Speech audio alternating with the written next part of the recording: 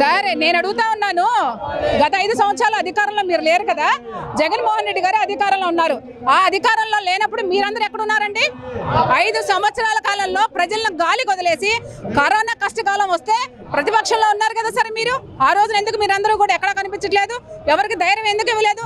కరోనాలో కూడా జగన్మోహన్ రెడ్డి గారు ఏవైతే పథకాలు ఉన్నాయో, ఈవెన్ మీ తెలుగుదేశం జనసేన కూటమి ఎవరైతే నాయకులు ఉన్నారో వాళ్ళందరికీ కూడా అందినటువంటి పథకాలని ఒకసారి గుర్తు చేసుకోండి. వాళ్ళ అవాకులు చవాకులు పేలితే ఊరుకునేటువంటిది లేదు.